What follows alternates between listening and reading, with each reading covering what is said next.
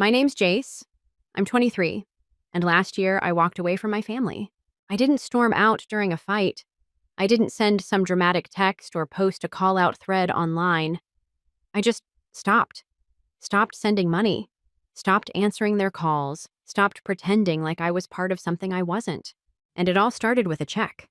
$25,000, neatly folded inside an envelope handed to my father on his 51st birthday, surrounded by our extended family and his beer-guzzling friends.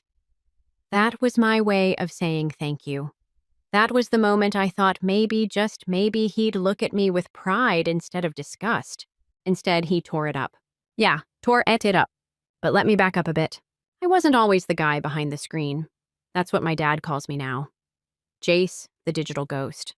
Like somehow building a business from my laptop made me less real. Growing up, we were what you'd call barely making it. Not can't buy Christmas gifts poor, but lights getting shut off in January poor. My dad, Calvin, worked long shifts at the lumber mill. My mom, Denise, was in and out of part-time jobs, mostly staying home to raise me and my little sister, Gracie. I used to think my dad was a superhero. He never missed a day of work, came home with splinters in his hands, and somehow still found the strength to build me a treehouse with wood scraps and rusty nails. He'd say things like, "Real men don't chase dollars, they endure." I ate that up like gospel. For most of my life, I believed him. But things shifted when I discovered I could make money online. I started small design gigs, product dropshipping, a little coding here and there. It felt unreal the first time I made $3,000 in a week. I remember running into the kitchen heart-pounding, showing him my laptop like I'd just hit the lottery. You know what he said? Probably a scam. I laughed, thought he was joking. He wasn't. But I kept going. I kept working. Months passed, and my side hustles turned into a full-blown income. Enough to help cover groceries, pay the utility bills, and even fix his busted transmission when it gave out one winter morning. I didn't do it for a thank you. I did it because I thought that's what you do for the people who raised you. Except, the more I helped, the colder things got. My dad couldn't stand it. "You ever gonna get a real job, Jace?" he'd mutter halfway through dinner. Must be nice playing on a computer while real men sweat for their paychecks. Gracie, who was 16 and trying her best to stay neutral, would awkwardly stare at her plate while my mom rolled her eyes like I'd just brought shame to the family by paying their water bill. At first, I tried to let it slide. I figured it was pride, maybe embarrassment. I mean, I was barely out of college and already earning more than my dad did in a year. But then came the barbecue. My dad's 51st birthday. He went all out. Backyard tent beers, flowing neighbors and cousins I hadn't seen in years. I saw it as an opportunity to reconnect, to show him, "Hey, I know we've had our differences, but I still admire you." I handed him an envelope, heart racing. "Happy birthday, Dad." He opened it, paused, then laughed. Not a joyful laugh, a sharp, sarcastic scoff. "You think this buys my respect?" He held up the check like it was a piece of trash and ripped it clean in half. I didn't move. Couldn't. Everyone went quiet. Someone coughed. And then Gracie's idiot boyfriend chuckled. "Damn, bro. Trying to buy his love like a sugar baby." Cue the laughter. Even my mother smirked. And right then, in that moment, I realized something painful. I wasn't their son. I was their wallet. Later that night, while they all laughed and danced, I slipped into my room, shut the door, and stared at the torn halves of that check. I didn't cry. I didn't scream. I just felt numb. That was the moment I decided to stop. No more bill payments, no more grocery money, no more playing financial savior to people who looked at me like a clown in a suit. At first, they didn't notice. Then the power went out. Then the internet stopped working. Then came the calls. The missed calls, the voicemails. My mom, my dad, even Gracie, dozens every day. I ignored them all until one afternoon I got a call from my dad that I answered without thinking. "Jace," he barked the second I picked up. "You ignoring us now. We haven't had power in a week." I leaned back in my chair, eyes closed. "That's not my problem." "You paid that bill for years." "Yeah, and I got mocked for it." He growled. "So this is about your ego." "No, it's about respect. You made it clear I don't have yours." In the background, I heard my mom yelling, "He's going to have to take night shifts again. Is that what you want? To watch him break his back just so we don't starve?" My voice stayed calm. I thought breaking your back was what made you a real man. He hung up. I sat there, hand still gripping my phone, heart weirdly calm. I thought maybe that'd be the end of it. But it wasn't. It was just the beginning. I thought ignoring them would bring peace. I was wrong. It started small texts from my mom mostly. Not even full messages at first, just things like, "Call me. We need to talk. Please." Then came the longer ones. "Jace, we're drowning. We haven't had hot water in days. This isn't fair. You know we need you." And the real kicker, after everything we did for you, that one stung. Not because it was true, but because for years I believed it was. I gave them everything I had. Covered rent, paid off medical bills, bought groceries, fixed Dad's truck. Hell, I even paid for Gracie's school fees once. All without ever asking for anything in return. But the moment I stopped, I became the villain. My phone was a minefield. Missed calls from Dad, messages from Gracie, even her boyfriend chiming in with some passive-aggressive text like, "Bro, not cool leaving your fam hanging like that." Like I owed them something. 2 weeks passed. The silence started to settle. Until I got home one night and saw a missed call from my sister. That one, I hesitated. Gracie never really took sides, at least not openly. So I called her back. "Jace." Her voice was thin, like she'd been crying. "Yeah, what's going on?" A pause. "It's bad. Mom and Dad they're not doing great. We haven't had heat in 3 days. The fridge is basically empty." I swallowed. My stomach tightened. They didn't tell me they were this far gone. I could hear her pacing. They don't tell me much these days. I think they're embarrassed. That word hit me like a punch. Embarrassed. They weren't embarrassed tearing up that check. They weren't embarrassed laughing in my face. But now that the bills were piling up, the pride was suddenly cracking. I sat on the edge of my bed, staring at the floor. "Gracie, I'm sorry. I really am. But I'm not the solution anymore." She was quiet for a second. "I know, I didn't know who else to call." And just like that, she hung up. No guilt trip, no begging, just silence. That made it worse somehow. A few days later, I was getting ready to head out when there was a knock at my door. I checked the peephole. My stomach dropped. Dad. Arms crossed, eyes heavy. He looked like he hadn't slept in days. I opened the door slowly. "We need to talk," he said. I stepped aside, but didn't say a word. He walked in like he owned the place.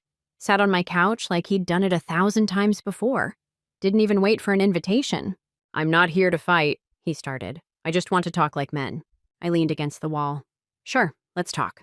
He rubbed his palms together. "The house is in trouble. Mortgage is overdue. Credit cards are maxed out. Your mother's been skipping meals to make sure Gracie has dinner."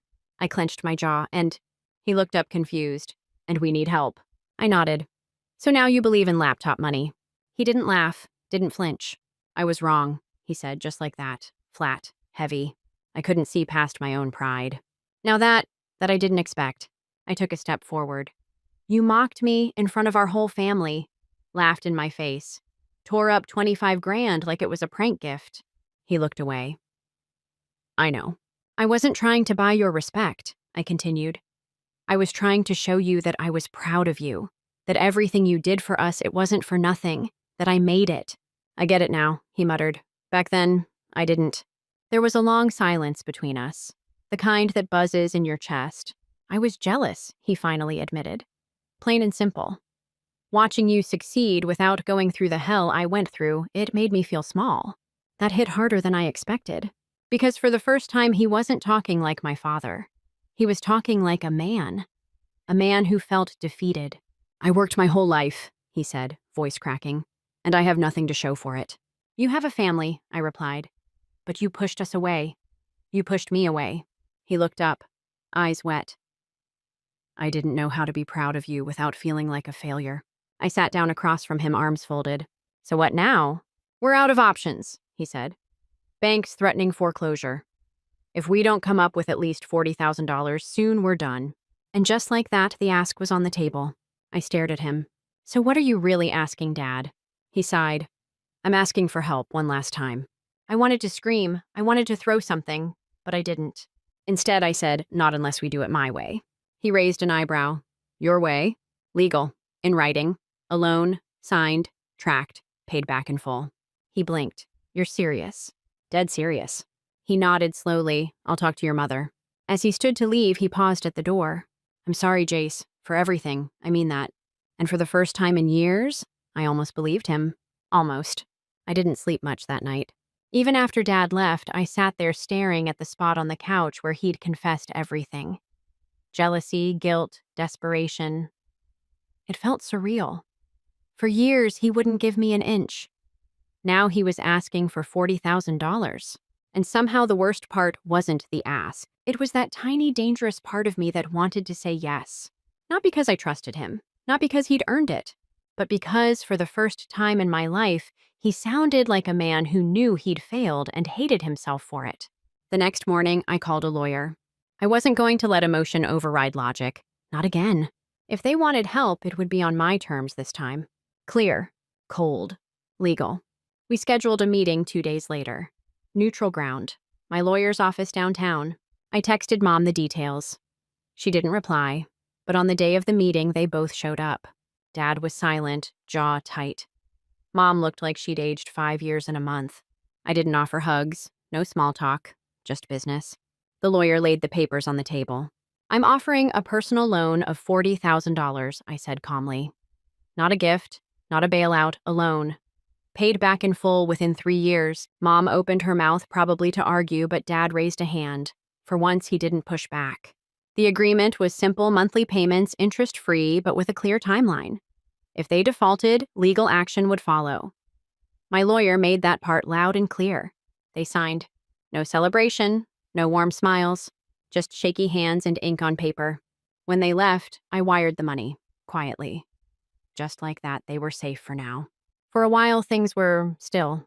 No texts, no guilt tripping, no passive-aggressive comments. Just silence. And it felt weird.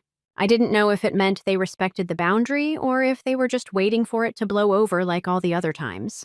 Month 1 passed. No payment. I let it slide. Maybe they needed time. Month 2. Still nothing. On the 3rd month, I called. Mom answered. Hey, Jace, she said too brightly, like nothing was wrong. Where's the payment, I asked. There was a pause followed by a sigh. Your father's been struggling to find steady work again. His back's acting up. You know how it is. That's not what the contract says. Her voice dropped. Come on, do we really need to talk about contracts? Yes, I said, because you signed one. She hesitated, then asked, can't you just forgive the debt? I laughed. Not because it was funny, because I saw it coming from a mile away. Mom, this isn't a grudge, it's a loan. You agreed to the terms. Her voice cracked. I just thought you'd understand. We're your family. And you're the same people who laughed in my face and called me a keyboard clown when I helped out with no strings attached. She went quiet, then softly. So you're really going to put us through this? I took a breath. You already did. I'm just drawing the line. I hung up. That silence that followed felt heavier than any yelling match ever could. A week later, my lawyer filed the paperwork. It wasn't out of spite. It was out of necessity. Because deep down, I knew this wasn't about the money anymore. It was about principle. If I let this slide, it would never end. The court date was scheduled. I didn't tell anyone, just waited. Until one morning, Gracie showed up at my door. I hadn't seen her in weeks. She looked tired, hoodie too big for her frame hair pulled back like she hadn't cared in days, I heard she said. I stepped aside and let her in. She didn't sit, just stood there, arms crossed, lips tight. They're freaking out. I nodded. I expected that. Jace, taking them to court. What else am I supposed to do? I asked. They broke the agreement. They took the money and ghosted me. She looked at me, eyes full of something between sadness and disbelief. They're still our parents. Are they? I said. Because when I needed them to believe in me, they called me a scam artist. When I gave them everything, they mocked me. And now that I set boundaries, I'm suddenly the bad guy. Gracie swallowed. They're not good at admitting they were wrong. That's not my problem anymore. She nodded slowly, then turned to leave. Before she stepped out, she said, just promise me one thing. What? Don't become like them. That one hit different. Because even though I didn't say it, part of me already wondered if I had. Court day. They showed up 5 minutes late, dragging their shame behind them like baggage. Mom looked like she'd been crying for days. Dad wouldn't meet my eyes. The judge read over the contract. Clear as day. Signed, witnessed, notarized. When the ruling came down in my favor, I didn't feel joy. Just relief. And maybe a little bit of heartbreak. Outside the courtroom, Dad caught up to me in the hallway. You really did it, he said. I turned to face him. You left me no choice. His eyes were cold. You think this makes you better than us? No, I said. It makes me free. He clenched his jaw. You'll regret this one day. You'll need us. And we won't be there. I gave him a small smile. You weren't there when I needed you either. And with that, I walked out. Back into the world I built. A world where I wasn't the punchline of my own family's jokes. The silence after the court ruling wasn't peaceful. It was loaded, like the calm before a second storm. They didn't call, didn't text, didn't show up at my door. And yet I could feel it. That weight, that growing pressure of everything cracking at once. A week after the ruling, the house went up for sale. Foreclosure was officially in motion. It was strange seeing the photos of the place I grew up in online. Front yard cropped at just the right angle to hide the dying grass. Kitchen filtered enough to hide the chipped tile and yellowing fridge. It looked like a house someone else lived in. Not mine, but it was mine once. At least it used to be. I didn't tell anyone I saw the listing, didn't ask questions. I knew they wouldn't offer answers anyway. Then one morning, I got a call from a number I didn't recognize. I almost ignored it. Something in me said answer. Hello, Jace? It was Gracie. I hadn't heard from her since the court hearing. She didn't sound angry, just exhausted. Can we talk? Of course. We met at a diner halfway between our apartments. One of those spots we used to hit after school back when things weren't so complicated. She was already sitting when I got there, sipping a cold cup of coffee. You look like hell, I said as I slid into the booth. She smiled faintly. Thanks. Been working 2 jobs and stress baking at 3 a.m. Sounds productive. I made 7 loaves of banana bread last night. We both laughed a little. It didn't last long. She reached into her bag and pulled out a manila envelope. I went by the house yesterday, she said. They're packing up. Mom's been crying nonstop. Dad's doing that thing where he acts like everything's fine, but he's one wrong word away from flipping. I nodded slowly. I figured. She pushed the envelope across the table. This is everything the bank sent them. They have until the end of the month. After that, they're out. I didn't touch it. Why are you showing me this? She leaned back, staring out the window. Because I know you still care, even if you're pretending not to. I'm not pretending, I said. I care, but I'm done being used. She nodded. I get that, but this isn't just about them. What is it about then? It's about us, she said. About where we come from. That house. I know it's full of bad memories for you, but there were good ones too. I didn't say anything, because I knew she was right. I remembered backyard birthdays, late-night movie marathons, cold pizza on the porch, building snow forts with Dad when I was 8. Before the bitterness, before the resentment. I'm not asking you to forgive them, Gracie said. I don't want to lose the only place that ever felt like ours. I looked at the envelope again. My name wasn't on anything inside it. I didn't owe the house a single thing. But my heart. That was a different story. You think saving the house fixes anything? She shook her head. No, but I think not trying might make it worse. I leaned forward, elbows on the table. How much do they need? She exhaled slowly. 50 grand. Maybe more once you count the fees. I let out a dry laugh. Unbelievable. I know. She pulled out her phone. I have 2,000. That's everything I've saved. If we both pitch in, maybe we buy them time. I stared at her. Gracie had never asked me for a dime. Not once. And now, the one time she did, she brought her own money first. That meant something. Maybe everything. I picked up the envelope. I'll think about it. She smiled, sad but hopeful. That's all I ask. 2 days later, I called my lawyer again. Is there a way to protect myself if I decide to help them again? I asked. Yes, he said. A contract, a lien, paper trails. I want all of it, I said. Every signature, every clause. This time, I wouldn't just lend them money. I'd secure it like a loan to strangers. Because that's what they were now, strangers with shared blood. We scheduled a meeting. My parents showed up late again. This time, there was no small talk. No apology. Just Dad with his arms crossed and Mom clutching her purse like it held her dignity. I laid out the deal. I'll cover the remaining debt to save the house, I said. But it becomes mine legally. You'll live there under a tenancy agreement. I'll be your landlord. Rent will be minimal. But miss one payment and you're out. Mom gasped. How could you? Don't I cut her off. You already had a chance. You signed and broke that deal? This is the only way it works now. Dad stared at the floor. Why even bother helping us then? He asked. Because Gracie asked. And because part of me still remembers the man you used to be. His shoulders slumped. They both signed. Again. The money cleared within 48 hours. The foreclosure was stopped. The bank called it a miracle. But I didn't feel like a savior. I felt like a landlord with a sinking gut. Weeks passed. At first, things were quiet. Too quiet. No calls, no emails, not even a thank you. Then came the letter. Taped to my apartment door, in Dad's handwriting. You didn't save us. You just bought us. This house isn't your trophy, Jace. It's still ours. You'll see. No return address. No signature. Just spite. I stood there gripping the paper until it crumpled in my fist. I should have known better. But I didn't. Because no matter how far I tried to walk away from the past, it always found a way to catch up. The letter stayed on my kitchen counter for days. Crumpled, smoothed out, read and reread. You didn't save us. You just bought us. I don't know what I expected. Gratitude, a thank you, a chance to rebuild something, maybe a handshake or silence. But what I got was that letter, that jab in the gut wrapped in ink and ego. It made me realize something I hadn't wanted to admit, not even to myself. They didn't want help, not really. They wanted control. Even when drowning, they needed to believe they weren't being rescued, that somehow I owed it to them, that they weren't losing, that I was still the little boy begging for approval. And when they couldn't win with pride, they tried guilt. But I was done playing the role they wrote for me. A few weeks after the letter, I drove past the house.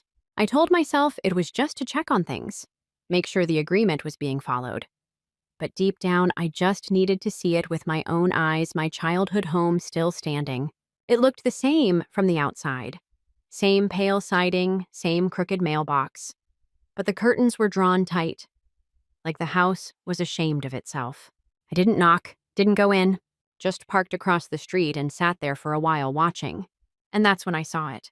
A for sale by owner sign sitting in the window. I blinked, thought maybe I imagined it. Got out of the car, walked closer. Nope. Bright red lettering, big bold numbers underneath.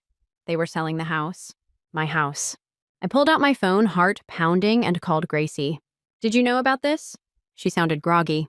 Know about what? They're trying to sell the house. The one I own. There was a long pause. What, no? That can't be right. I'm standing in front of it. The sign's in the window. I hung up and called my lawyer next. He was already ahead of me. They've been quietly shopping it around, he said. Someone tipped off the title office and flagged the listing. They're trying to pass it off under your parents' names. My chest burned. So what do? We stop it. Legally, they can't sell what they don't own. And once we file the injunction, they won't be able to pretend otherwise. He was calm. I wasn't. I was furious, but not surprised. Because deep down, I knew this was coming. The moment I gave them the house, even with a contract, even with rules, I handed them another chance to spit in my face. I drove home in silence. No music, just the sound of tires on pavement and the dull ringing in my ears. Later that night, I got a message from Gracie. They denied everything. Said they were just testing the market. Said it wasn't serious. I told them I saw the sign myself. Dad flipped. Mom cried. I don't know what to do anymore. I didn't reply. Not right away. I needed time to let it settle. This wasn't a misunderstanding. This was betrayal again. But this time they didn't just cross the line. They lit the line on fire and danced on the ashes. 3 days later, I filed the injunction. The listing was pulled, my parents were served, and the next call I got was from Dad. He didn't yell, didn't curse. He just said, "So you're suing us?" Again. "No," I said. "I'm protecting what's mine. You signed that house over when I paid off the debt. You don't get to sell it behind my back. It's still our home." "No," I said. "It was. Now it's a contract, and you broke it." There was silence on the line. Then he said something that surprised me. "You've changed." I nodded to myself. Yeah, I had to. "You're cold now. Calculating, like some banker." "You made me this way," he sighed. "One day when you have your own kids, maybe you'll understand." I bit back a bitter laugh. "I hope to God I never treat them the way you treated me." And I hung up. The fallout was quick. The neighborhood found out. Gracie told me one of the neighbors asked her why the police were serving papers again. Mom stopped responding to texts. Dad blocked my number. The rent stopped coming in, of course. So my lawyer moved forward with the eviction. Yeah, I had to evict my own parents.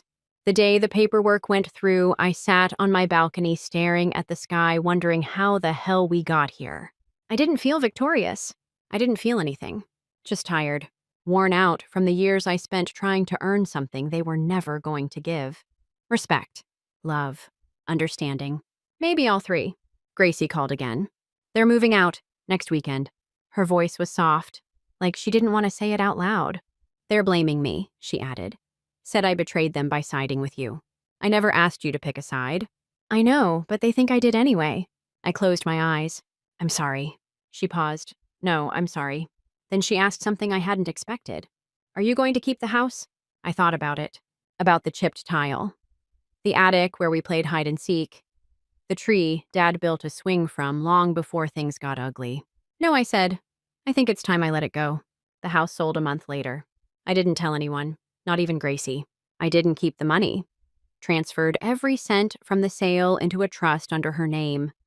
Told the bank it was for education or a future home, her future. She earned that. Not just because she stuck by me, but because she tried to see the good even when I couldn't. The day the sale finalized, I visited the house one last time. No one was there. No cars, no signs.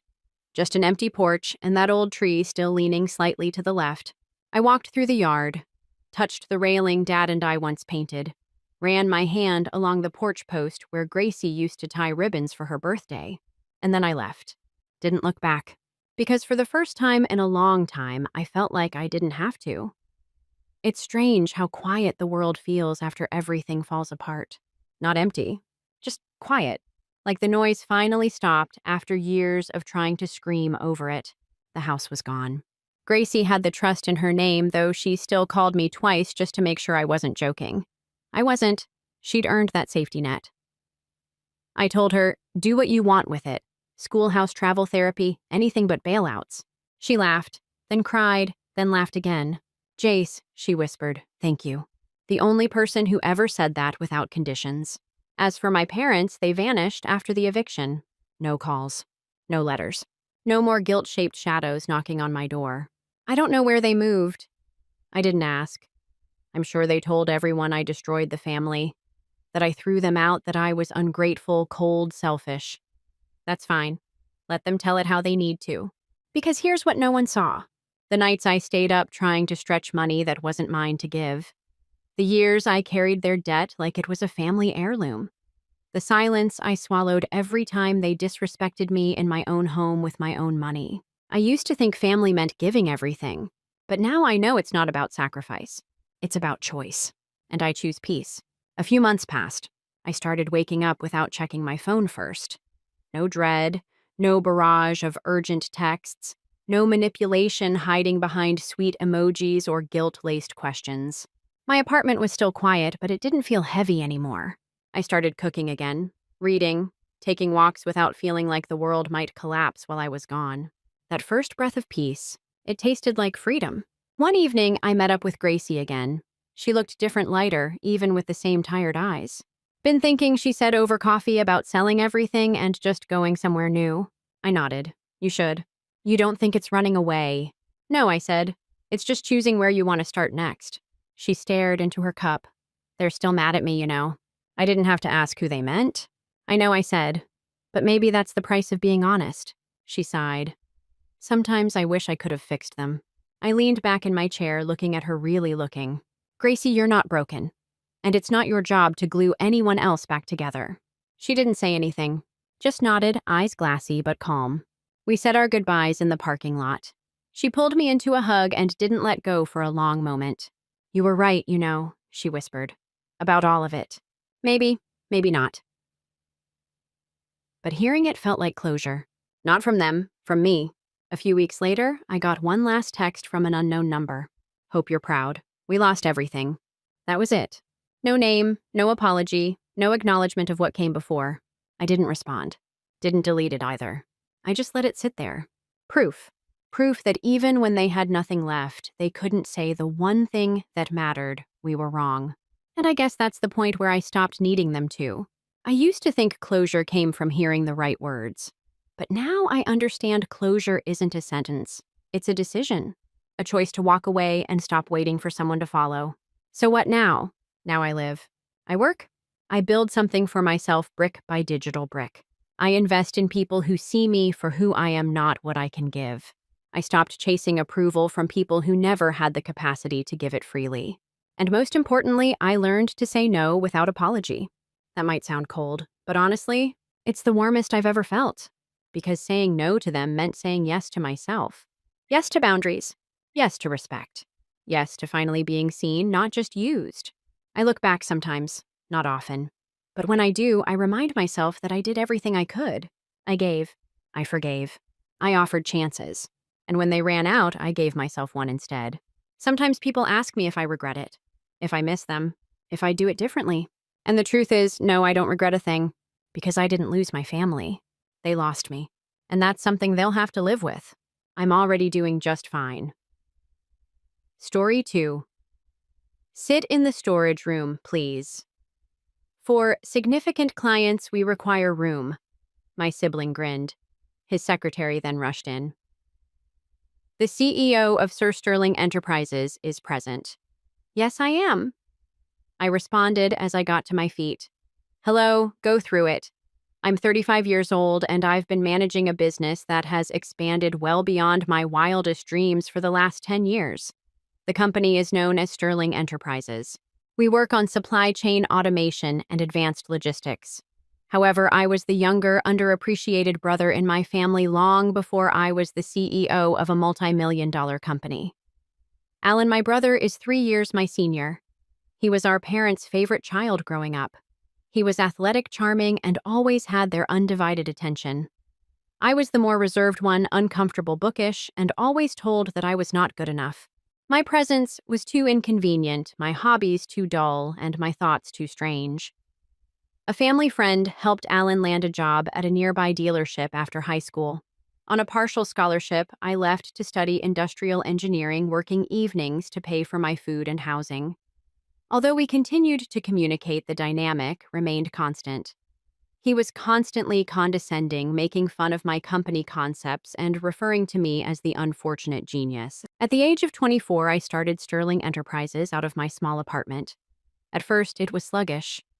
I persevered, reinvested every penny, and gradually established a name despite some investors laughing me out of the room. When the epidemic struck, logistical technology became invaluable. Within 2 years, my small business took off. We secured government contracts, eased procedures for big box shops, and began acquiring rivals. I stayed under the radar, though. There were no headlines with my name on them. I wasn't closely linked to the brand by most people. And for that reason, last month's events seemed like something from a movie. I made a surprise visit by flying into town. As part of our search for new regional partners, my executive team had selected a mid-sized local shipping and warehousing company. Can you guess who was in charge, Alan, my brother? It had been almost 4 years since I last saw him.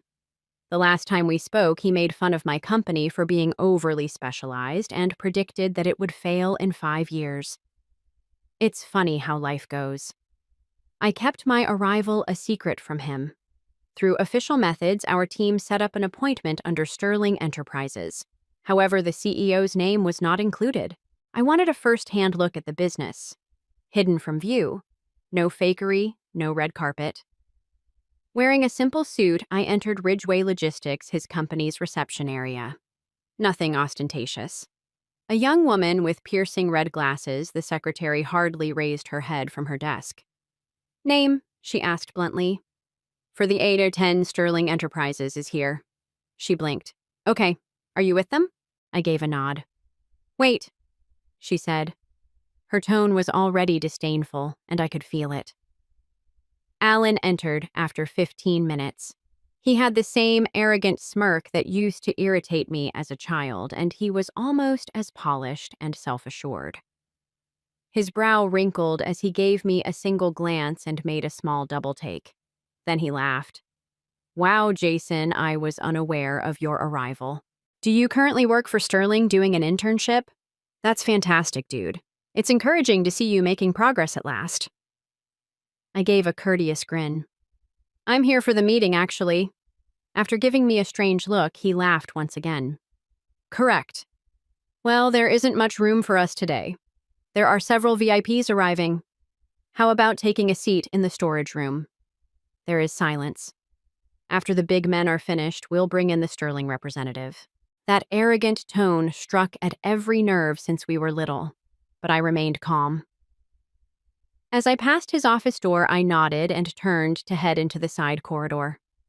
Breathless, his secretary rushed down the hallway. The CEO of Sir Sterling Enterprises just showed up. Do you think you're prepared for the pitch? Alan blinked. What? No. He isn't. He has not yet entered. We were informed that it was Jay. I straightened up, but I turned to face him directly. Indeed, I am. What followed was a wonderful stillness. Alan's lips opened slightly. He was obviously short-circuiting his brain. He glanced at me, then back at his secretary, and then he feigned a laugh. Hold on, what I gave him my card and took out my badge. Jason Sterling is the CEO and founder. For a complete tens. He only gazed. And then his face lost its color. This time we were hurriedly led to the main meeting room. Coffee was provided and chairs were dragged out. All of a sudden, I wasn't the little brother being ignored.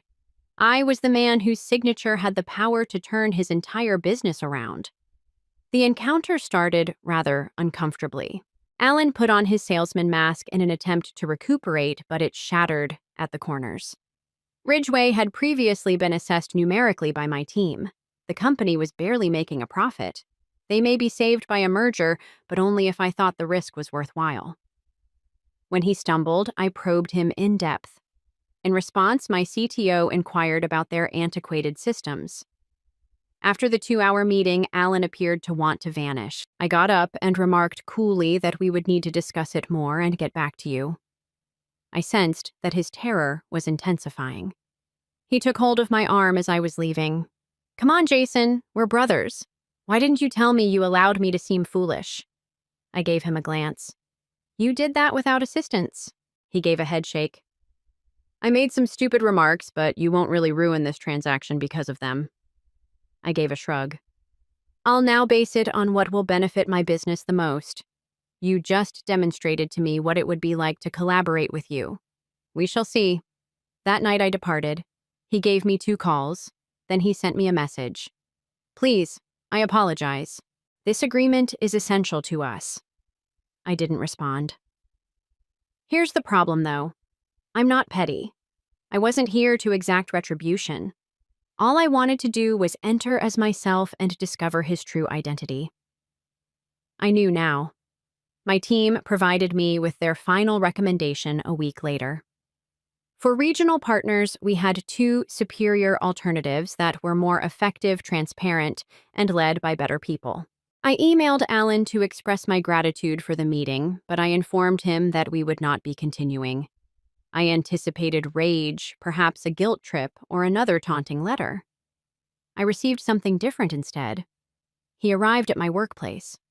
On the surveillance stream, I saw him looking anxious, perspiring, and obviously humiliated. The receptionist inquired whether I wanted to see him when she buzzed my office. I paused. My next statement would alter our relationship forever and result in the conflict I never anticipated.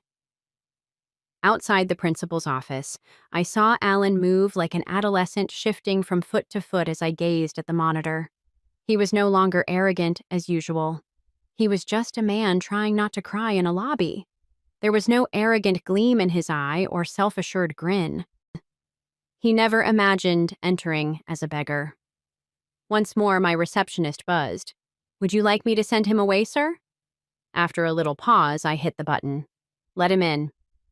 Alan entered my office cautiously, as if he were walking into a courtroom. He glanced around at the modern furnishings, the minimalist artwork on the wall and the metropolitan skyline visible via the windows. Then I was hit by them. He attempted to grin. Hey, Alan, I gave you a single nod. He took a seat on the other side of me. For the first several seconds, his hands were firmly clutched in his lap. We both remained silent. Then he exhaled deeply. Listen, I should apologize to you. Actually, I apologize for today a dozen times. For the past, for everything. I arched an eyebrow. A lot of ground is covered by everything. He laughed, but his laugh was dry, empty. Jason, you were always the one with the intelligence. Even as a child, I was aware of it. I simply had no idea how to handle that. I made you feel little because you made me feel small. I suppose that gave me the impression that I was winning. He cast his gaze downward. Has that ever won you anything? No, not at all. One more quiet. At the conference, when I saw you. I assumed I would be fired immediately. Or worse, humiliated in public. However, you maintained your professionalism. You didn't cause any trouble. I gave a shrug. You did a good enough job on your own. He flinched. I wanted to avoid being mean. I didn't despise him. At last, I recognized him for who he truly was. A man who lived on a pedestal for so long that he lost the ability to stand on his own 2 feet. Now what, he inquired. Are you trying to find a regional partner? We're not with Ridgway, though. Even if I resigned. That caught me off guard. In fact, he was proposing to leave the organization. I stated that the Ridgway problem is more than just leadership, if I'm being truthful. It's technology, culture, and structure. Our needs are not being met by your staff. That wouldn't alter overnight if you were replaced. Slowly, he nodded. I assumed he would argue. Instead of getting defensive, he took a folded document out of his pocket. This isn't a bargain. It's for you. He moved it across the desk. I opened it up. The letter was ancient, written more than a decade ago. I read the first sentences. It was an employment rejection letter to Alan. I remember this, he added gently. Back then, I applied to be a regional salesperson for a freight automation business, Sterling Tech. They rejected me. I had no notion that was your firm. It was simply launched by you. I remained silent. He reclined. I was devastated by the letter. It dawned on me then that I was no longer the elder brother in control. I couldn't even comprehend what you had created. I so stepped up my efforts to appear superior. I chuckled at your business and accomplishments because I would have been devastated to acknowledge the reality. That's when it struck me. It was more than simply business. Identity was at issue here. I had turned into a mirror for him. He was unable to look without seeing what he was afraid of. He wasn't. It's funny, you know. Finally, I added, if you had asked, I would have helped you back then. He raised his head. Now I am aware of that. I returned the letter to him. However, you didn't, and you were like dirt to me. He swallowed hard even today. Jason, I can't go back in time. However, if I can accomplish anything right now, anything at all, I'm prepared. I thought there could be something, so I tapped my fingers against the desk. His eyes glowed. Anything, dude. Simply say it. I leaned closer. Cleanly sell the business. Take a break. Come work for me when you've paid your staff their severance. His mouth fell open. Do you have a job? Indeed.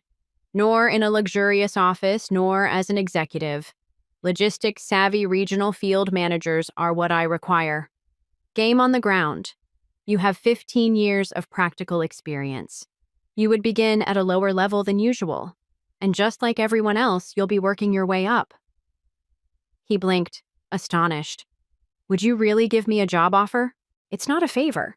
You could be a valuable asset, but that doesn't mean you'll get every inch. The door is open for you to have a chance. He sat in disbelief. Processing. No, you're the bigger guy. I'm the one that continued to go forward as you remained motionless. He nodded and laughed softly. Give it some thought. I pointed toward the door. Don't take too long, though. We don't wait indefinitely. He got up, took one final glance at me, and left. The door closed with a click. It was 2 weeks later. He didn't get back to me. Then he contacted Alan, a new field manager, one morning. Sterling would be reporting for training on Monday after accepting his offer. The first month was uncomfortable. The other staff members were unaware that he was my brother. I kept it from them. Nor did he. He took notes from 20 or so things clocked in and did the grunt work without complaining. One of our site directors sent me an email 3 months later.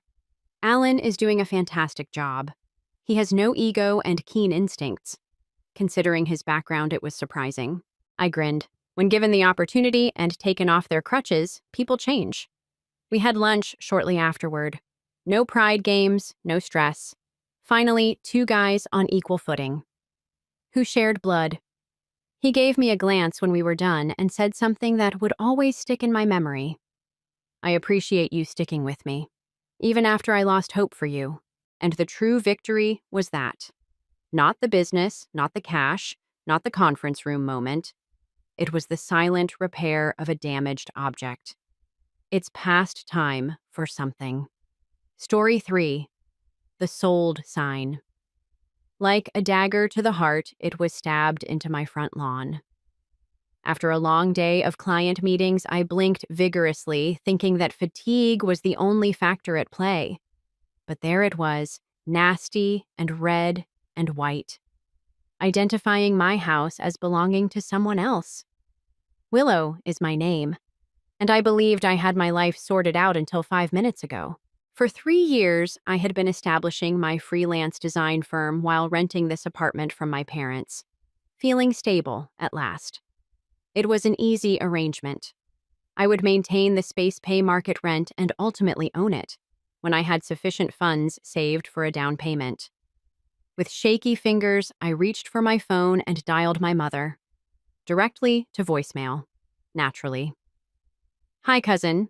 I froze at the sickeningly lovely voice. Jordan was standing at my driveway's edge, perfect grin, shining designer purse swinging. "Can you guess who recently purchased her first house?" I felt sick to my stomach. "What are you discussing?" "I got such a great lot from Uncle Francis and Aunt Juliana. They essentially gave it to me, really." She turned her keys around.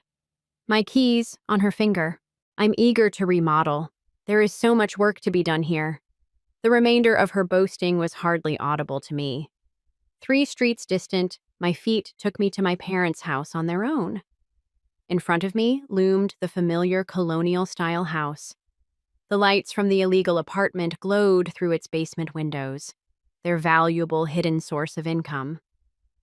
Before I could knock on the door, my mother opened it. "I thought you would show up," she replied, taking a step back. "Your dad is at his office." The scent of fresh coffee and treachery filled the home. When I abruptly stormed in 16 again, begging my case to be ignored, Dad refused to look at me.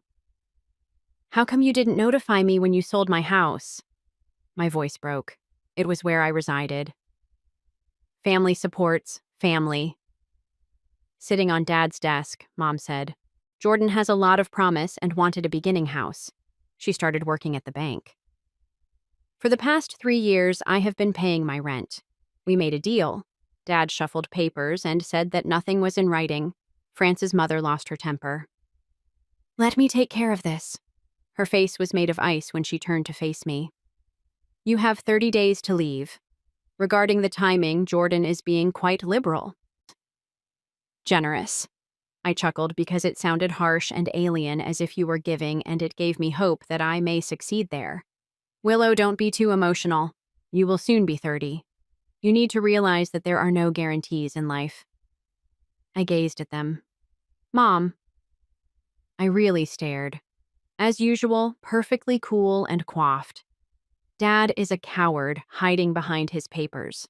Their renter likely heard everything since the basement door was slightly open. "You're right," I muttered. "There are no guarantees." I sat in my soon-to-be former living room that evening after spending hours packing furiously and ignoring Jordan's calls about paint samples. The city's housing department website was glowing on my laptop. It was easy enough to complete the anonymous complaint form. I paused for a time, considering the repercussions. Then I thought about Jordan's smile. Mom's rejection. Dad didn't say anything. I quickly typed information on the unlawful basement apartment, the unpermitted electrical work, and the other building code infractions I had observed over the years. It buzzed on my phone. Mom texted me. "Jordan is considering sage green paint for the living room. You did consistently use dubious colors." On the complaint form, I clicked submit. An automatic email arrived in a matter of seconds. Within a day, Inspector Wilson Jones will get in touch with you to talk about your report. Mom texted me again. Remember to leave the extra keys behind when you depart. For the contractor, Jordan needs them. When I entered my phone number in the contact information area, I grinned for the first time that day. Someone would have to allow the inspector in. Someone who knew just where to look after all. Naturally. I texted back Mom. I wouldn't want to cause my family any hardship. My phone was ringing almost instantly. A numeral in black. I replied. My heart is racing. From the City Housing Department, here is Wilson Jones. I'm calling about an anonymous complaint regarding an illegal rental unit, a deep voice remarked. Unaware that everything was about to change, I crossed the drapes and proceeded to my window to see the lights in my parents' basement flicker on the shadow of their renter. Indeed, I said, I have some information that may be of interest to you. Do you recall your high school art competition victory as she assisted me in packing my books into cartons? Daisy inquired. That's lovely, your mother just stated, while exaggerating the importance of soccer and Jordan's participation prize. I mumbled as I wrapped a picture frame in bubble wrap comparing participation in junior varsity to third place in a state tournament. Jordan, however, had genuine talent. God, I halted as a recollection struck me like a slap that Christmas when you received self-help books and she received a MacBook. Mom told me anything that year. Do you know Jordan needs the computer in order to apply to colleges? You spend your entire day drawing. The computers in the library are yours to use. Daisy let the packing tape fall. It's screwed up. They're simply handing her your house now. I fixed them to be at home. I was often reminded of its owner. It buzzed on my phone. Jordan texted me again. The tiles in the bathroom are rather old. I believe I'll understand it fully. Last summer, I put the tiles in myself. I said, displaying the message to Daisy. The remodeling took me all of my savings. Fuck them, Daisy said, reaching for her car keys. We're going for a drive. Come on. After 20 minutes. We parked on the other side of my parents' house. The automobile of the renter in the basement was gone. On Thursdays, they were constantly working late. Look, I said, indicating the discreet entry that was skillfully hidden. Dad did that himself. No inspections, no permissions. Daisy took out her phone to check the electric meters that were attached to her. Ideal lighting for pictures. These will be a hit with the housing department. What if I'm overstepping? As I watched her document, I inquired, everything has gone too far. For example, your mother paid Jordan's full college tuition even though she said art school was a waste. Or when they sold this apartment behind your back despite their promise that you could purchase it. Daisy looked across at me. Here they are creating their own karma. My phone rang. This is Miss Willow Wilson Jones, the inspector. Could you confirm the complaint's precise address? I gazed at the home where I had never lived up to expectations. Jordan was crowned princess there. However, I was advised to be realistic, pragmatic, and less theatrical. Yes, I did say it rather plainly. 347. Maple Street is the number. Behind the rhododendrons is the entryway. For 15 years, they have been renting it out. Another recollection came to mind after the call ended. On my 16th birthday, I was thrilled to see Jordan try on the art materials I had been hinting at for months and open my presents first because she was visiting my mother. No expensive materials were ever needed. When I was silent, Mom had mentioned that Jordan was only beginning to explore her creative side. Daisy put her hand on my arm. Are you all right? I told them they were going to lose their valuable rental revenue. Unauthorized units can result in penalties of up to $50,000. Good, Daisy firmly responded. Allow them to experience what it's like to lose a dependable item. My parents' driveway was approached by a car. Mom comes back from playing tennis. She didn't wave even though she was staring at us. When you received that massive graphic design contract last year, do you recall what she said? Daisy inquired. Jordan benefits from his work in banking. Apparently, freelancing isn't a legitimate career, which is why I quoted. The inspector texted me and my phone lit up. A site visit is planned for the following week. The identity of the complainant is kept private. They'll recognize me. I said, "What the heck? To their beloved Jordan, they sold your house. Can they take anything else from you?" Mom vanished inside, and I watched, very likely preparing further strategies to support Jordan's ideal existence. The lights in the basement flashed on, exactly on time. Mom once told me something. "Do you know, start the car," I said. She said that I needed to be tougher and that if I was harsher on myself, I would do better than Jordan. Well, Daisy gave a gloomy smile. She's going to see how powerful you've become. At home, Number Jordan had attached a Pinterest board to my door at the condo. Concepts for my future house. In glittering ink, the header shouted. I took it down, but not before noting her preparations to tear down the garden. I'd planted the herb garden that had nourished me through lean months when clients paid late. Once more, my phone buzzed. "Tomorrow, Mom Jordan's designer wants access. Leave by midday." I reflected about the years of illegal rental money, the inspector's pictures, and the ongoing inquiry. "I'm going to catch up to them."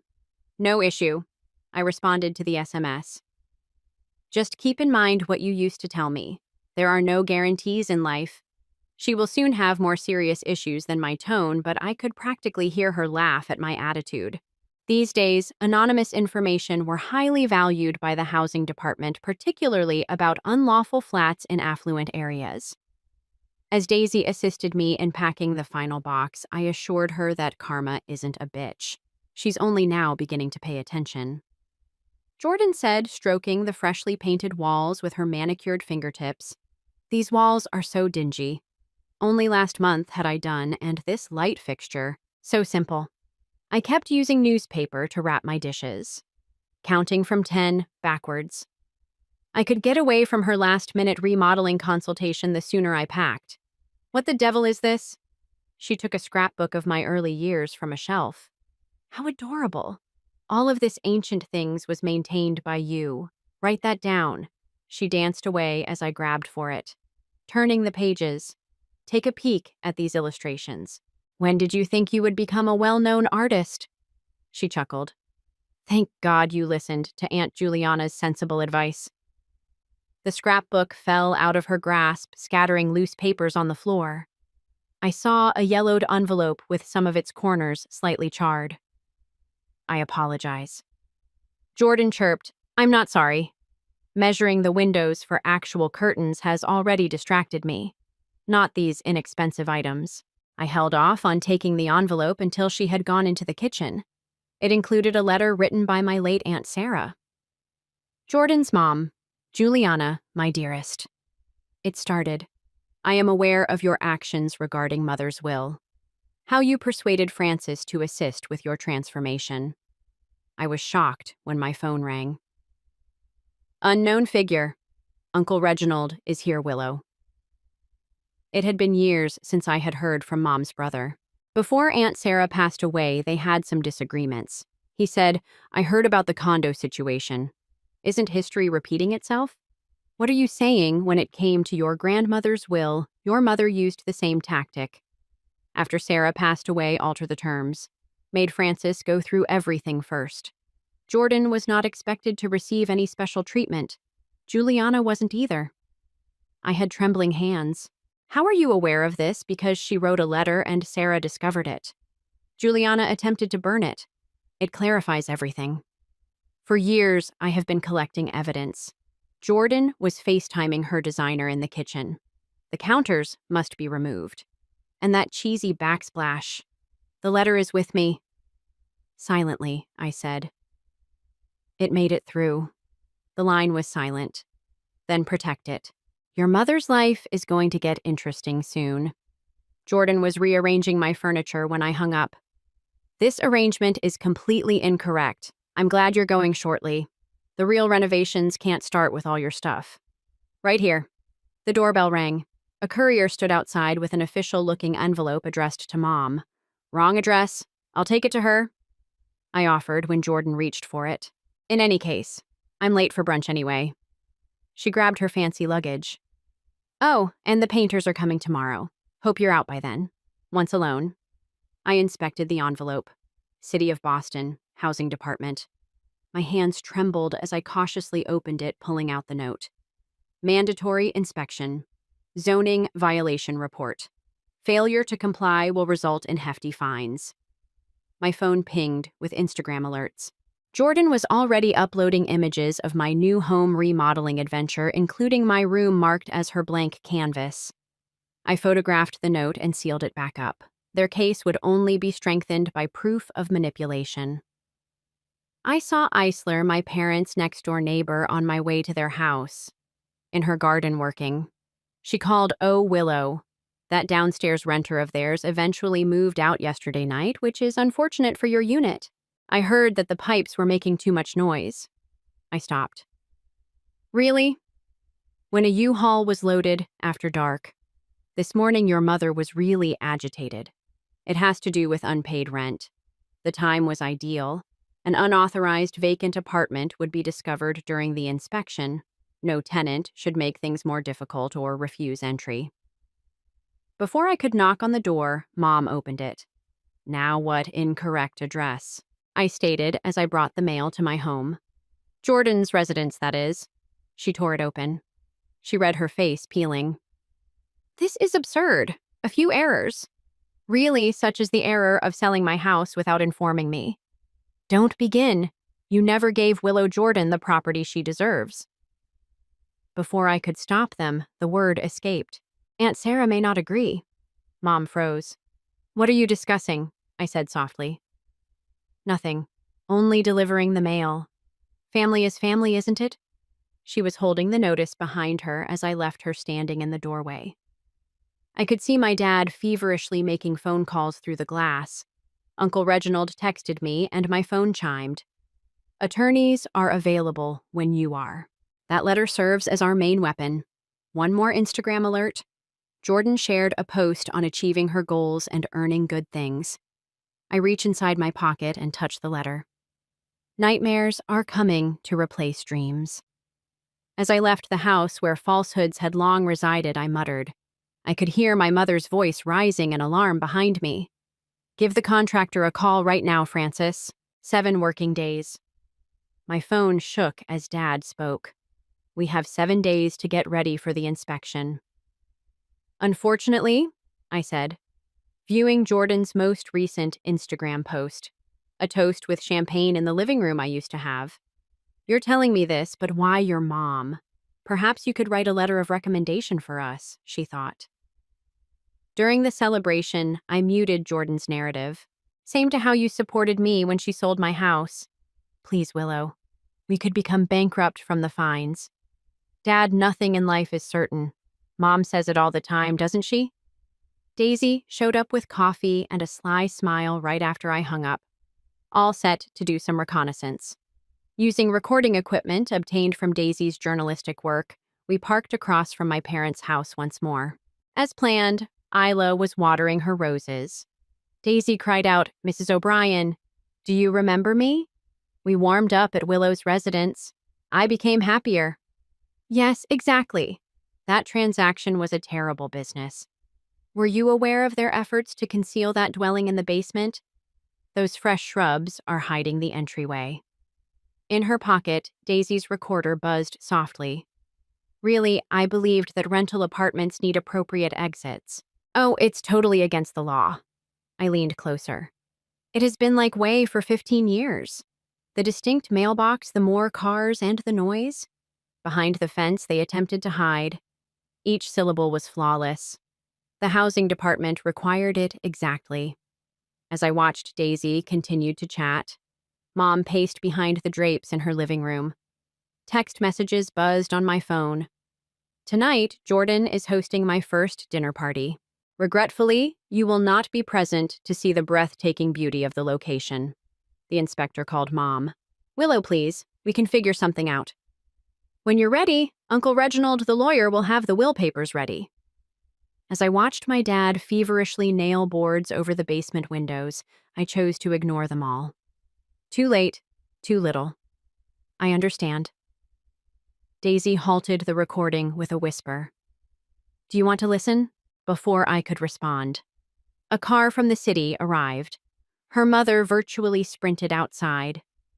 Jones, Inspector, you weren't anticipated until the next week. Ma'am, this is a preliminary visit. Wilson made adjustments to his clipboard. Have you recently seen any strange activity when renters vacate? Anonymous tips tend to increase. Mom's face suddenly turned white. I have no idea what you mean. Really due to the fact that your neighbor just provided a lengthy statement on your renting history. I was unable to resist. I went over and pretended to be a naive mother. Is everything all right? Her claws dug into my arm as she grasped it. Inform him that there isn't a unit for rent. Mother Romero, tell him, Wilson interjected. Trying to sway witness accounts is a different infraction. Observe. Mom relaxed her hold. What did you do? Willow channeling Jordan's sugary sweetness? I grinned. Nothing, Mother. Merely supporting family. We do that, don't we? Wilson cleared his throat. Next week is still the planned date for the official inspection. He departed, and I advise you to have your attorney present. Mom betrayed me. You're a little ungrateful. Is everything well here? I called out while continuing to record everything on her phone. The view from my garden is really clear. Mom rushed through the glass and entered. I saw her yell at her father, who appeared disoriented and was still clutching his hammer. My phone rang once more. Jordan shared pictures from her dinner party on social media. I'm really fortunate to have parents that support me. Best investment ever. I told Daisy to send me the recording. It might be of interest to the housing department. I sat among boxes in my makeshift abode that evening, observing my mother's frantic calls to me. 20 texts and 10 missed calls. I was drawn to the last one. Everything will be lost. Do you want it that way? I recalled Christmas mornings when I saw Jordan open the most wonderful gifts related to art education and rejection letters that my mother had faked in my name. I pleaded with them not to sell my house, but they remained silent. What was never truly yours can never be lost. I pinged Wilson's email and texted my laptop back. Audio proof of long-term rental infractions was sent to an anonymous tip line. Penalties may be modified as necessary. After sending Uncle Reginald's attorney Mom's frightening SMS, I opened Instagram one final time. Jordan was having a great time at his party. She moved her designer items to new beginnings, pushing away my old furnishings. She said, thankful for family, in her post. I have no idea what I deserve. I dismissed the application through my window after clicking the block button. Finally, waking up, I could see the city lights flashing like karma. It was the final buzzing of my phone. Your mother is discussing selling the house before an inspection, Dad. We can remedy this, please. Nothing needs to be fixed, I answered. Family is helpful. Family. Do you recall I'm just doing like my mother does? After then, I switched off my phone and fell asleep for the first time in a long time. At 8 a.m., the doorbell rang. Sharp, watching the footage from my parents' security camera. The password would never be altered by them. I watched as Mom put on her best social grin and smoothed her hair. Jones, Inspector. Mrs. Romero. It wasn't until the surprise inspection that we realized you were here. Wilson had a clear voice. Mandated by law. When we believe there has been evidence manipulation. Behind her, Dad showed up with a coffee cup that was trembling. We were almost done with the basement entryway cover-up. Wilson pointed to the lattice work that was partially installed. Please move aside. I changed to the camera in the basement. The separate electric meter was still there, but the most of the rental's evidence was removed. In addition, they had neglected to clear the water heater's back of years' worth of tenant mail. This is only storage space, sir, Mom demanded. Wilson came down the steps followed. Mail from 2019 and storage space with the kitchen. In order to justify the illegal electrical work, he took pictures of everything Mr. Romero cared about. Dad's coffee cup fell to the ground with a crash. All the paperwork was done by Juliana. The sound of Francis' mother's voice may have frozen hell. Romero Wilson. Mrs. turned to face her. It is a major infraction to tamper with electrical systems without a permit. Who does this work? We. Mom glanced at Dad, who abruptly dropped to the ground. Interesting, Dad murmured. I did. Juliana stated that once she altered the will, we required the rental income. What will be altered? Wilson inquired. Dad's lips was squeezed by Mom's hand. Nothing. He is perplexed. It buzzed on my phone. The inheritance paperwork were presented by Uncle Reginald's attorney. Next week is the court date. The time was ideal. Wilson's tone became stern. Romero, Mrs. We have proof of long-term rental fraud on file. Illegal building and now potential manipulation with inheritance. Jordan's condo payment and legal penalties are not included in the first $50,000 fine. Mom muttered. How about it? The rental income serves as evidence that she has enough money to pay her mortgage. I almost dropped my phone. They have also engaged in mortgage fraud. Wilson wrote angrily, That's the problem of another department. For the time being, you have 24 hours to turn off any unapproved utilities and start the process of returning things to how they were. However, our renter has already given a statement. Wilson interrupted her and showed the camera the rent receipts. I saw Mom fall into the counter of the illegal kitchen. Jordan eventually broke her impeccable position and my phone rang. Curiosity prompted me to respond. The septic tank is overflowing. She let out a cry. The entire unit had an odor. Isn't this somehow your fault? I grinned. That's how karma is hilarious. Jordan wept for Aunt Juliana. Tonight is my housewarming celebration. Make this right. But Mom didn't answer her phone because she was too busy watching Wilson record every infraction. Wilson held out a bundle of letters and remarked, One more thing. It is illegal to reroute tenant mail on a federal level. The postal inspector will be in touch with you. Dad fell down the steps of the basement. What have you done to us, Juliana? Me Mom's voice erupted wildly. You were helpful. Years and years of silence. You pretended to be innocent while I took care of everything. Dad murmured softly. I should have stopped you. When you sold Willow's apartment and altered Sarah's will.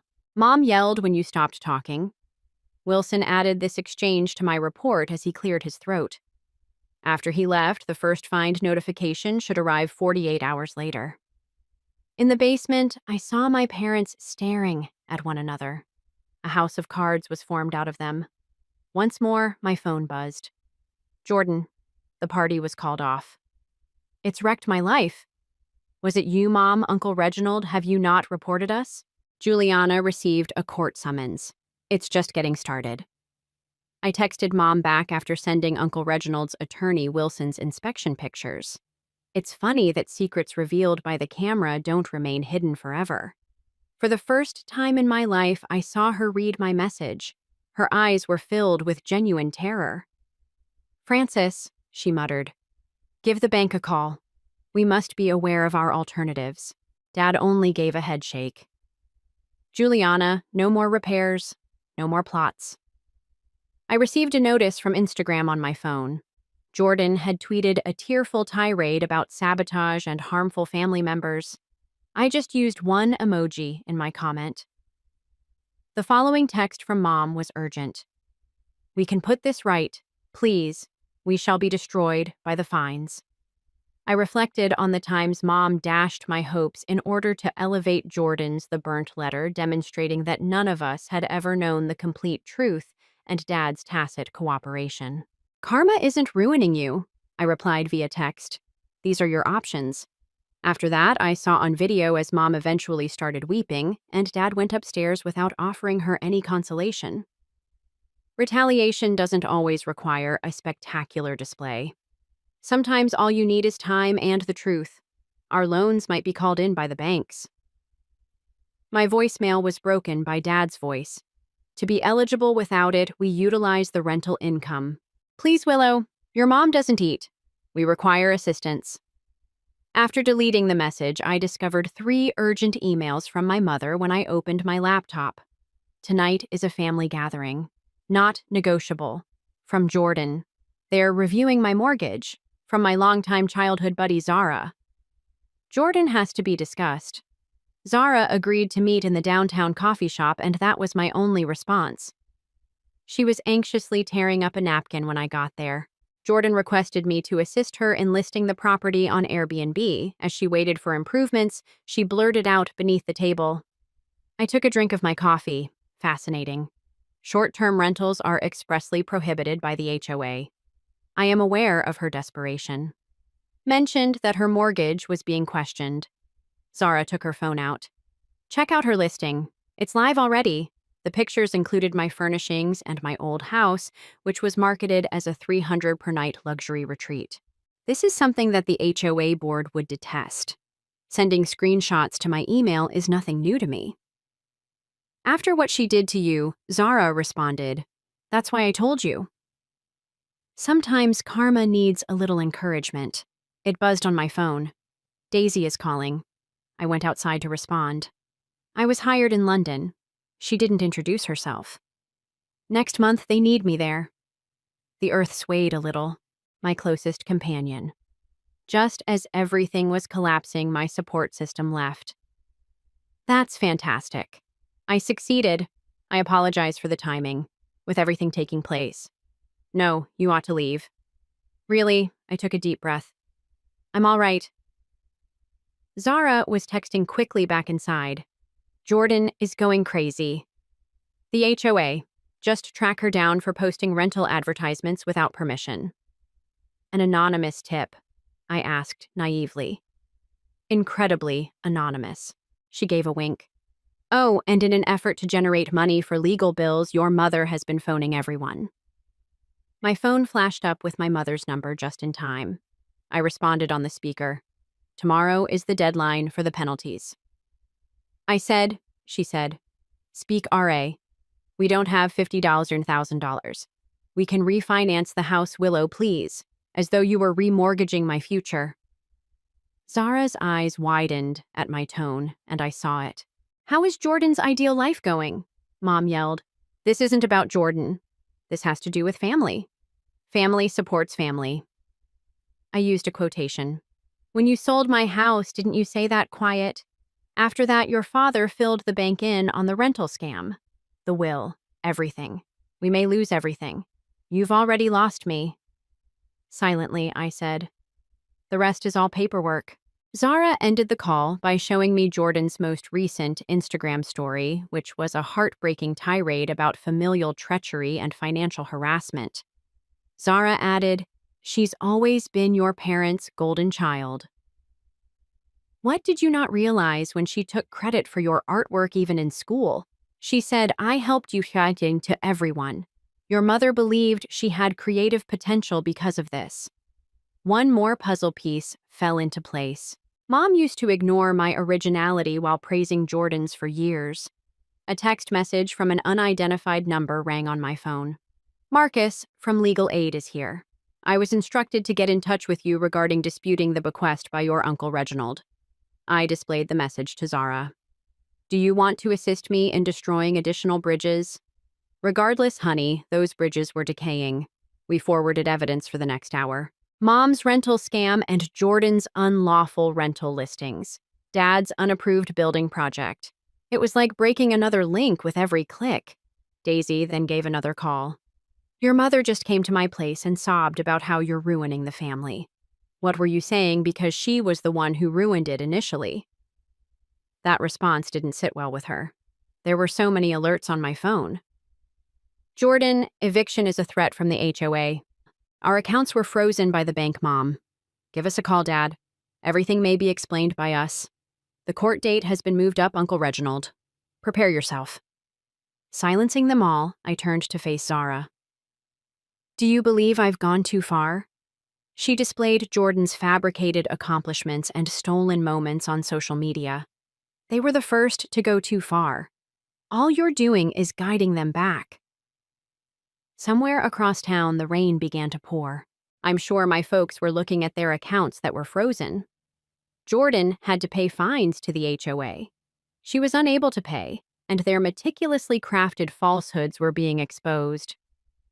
"London," I remarked abruptly as Daisy left. Zara gave my hand a squeeze. "After that, we'll all watch them fall apart.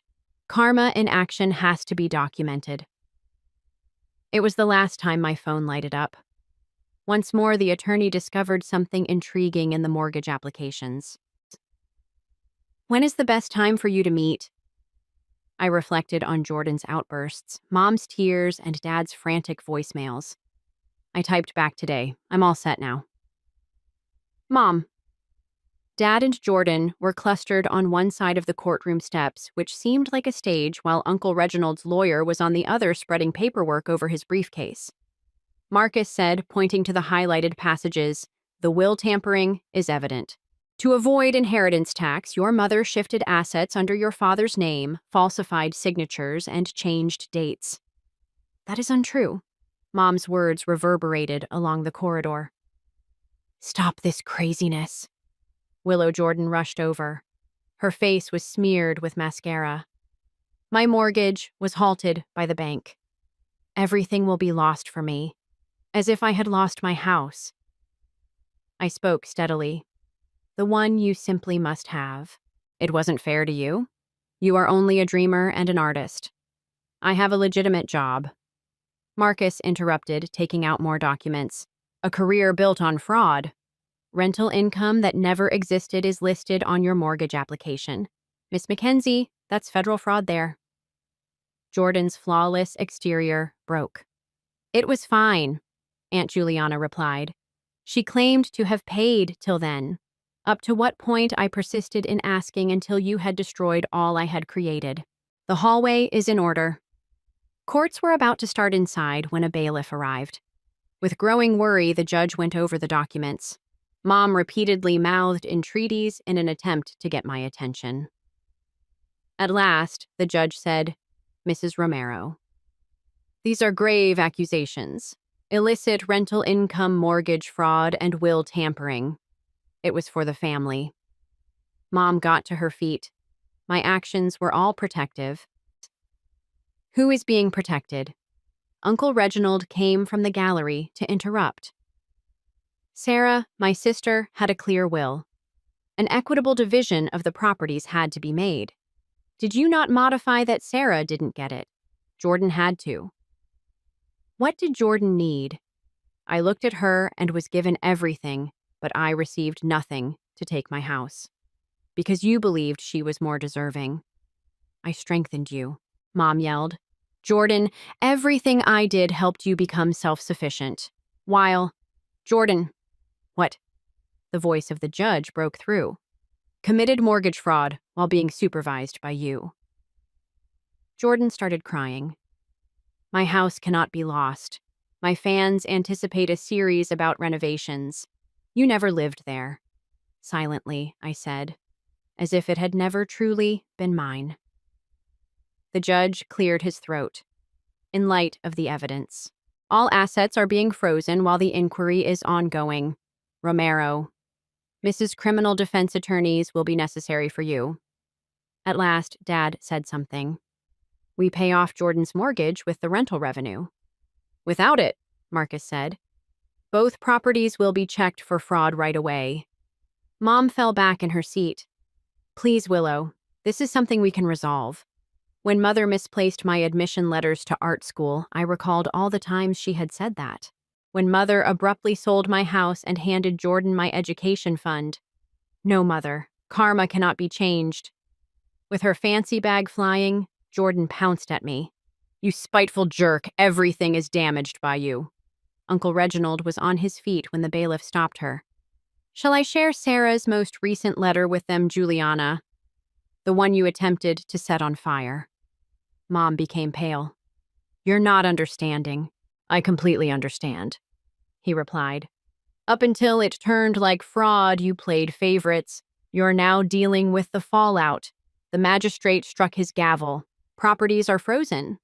Assets seized while a criminal investigation is ongoing."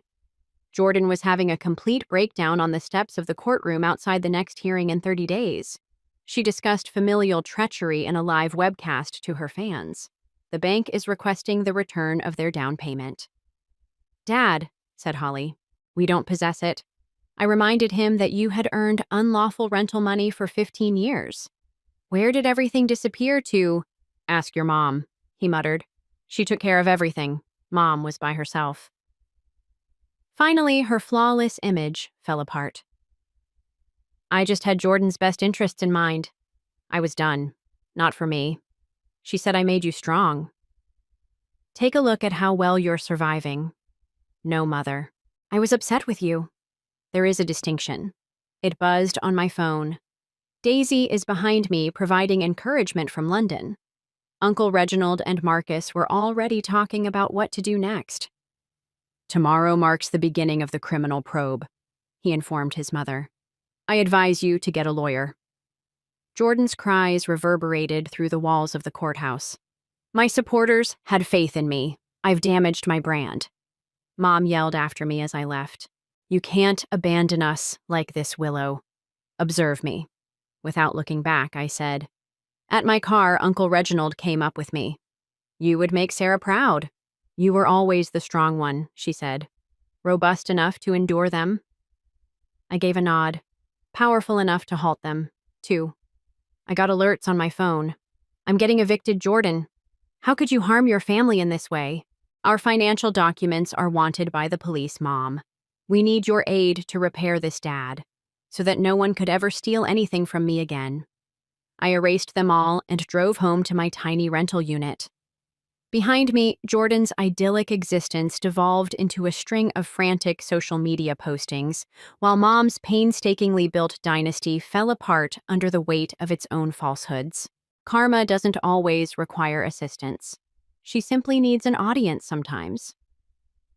I was left alone with my boxes and the afternoon light shining through windows that were now officially mine as the moving truck left my new apartment. Uncle Reginald's lawyer had contributed the down payment. Interest plus my portion of the recouped inheritance. Zara's text buzzed across my phone. Switch on the local news. Mom was being escorted in handcuffs out of their home. The caption said, a shocked expression replaced her tennis whites. A local realtor was arrested on many fraud-related offenses. The maximum penalty for the defendant is 15 years. According to the reporter, the allegations include illicit rental income mortgage fraud and will tampering. Zara Jordan's apartment is for sale for less than its market value. I moved to Instagram, where following the controversy, Jordan's well-planned existence had turned into frantic attempts to reinvent herself. She was relocating to live with her father, according to her most recent tweets. Rebuilding from nothing, much less documented karma, is sometimes necessary. The doorbell rang. Uncle Reginald with a present for the house. The ancient art materials of Sarah. Placing a familiar wooden box down, he spoke. I discovered them in Juliana's loft. Everything she took from you was preserved by her. I discovered my old brushes as I opened the box. Mom had handed Jordan the pricey ones. She actually planned everything. Did she not? In order to escape being charged, your father admitted everything. He gave a nod. How Juliana coerced them into using the rental money to support Jordan's lavish lifestyle. Falsified records. My phone sprang to life. Dad is phoning. I responded on the speaker. Silently, he murmured, the house is being seized. Your mother is going through a difficult period. A mortgage fraud investigation is underway against Jordan. I ought to have given up years ago. However, you didn't. I answered.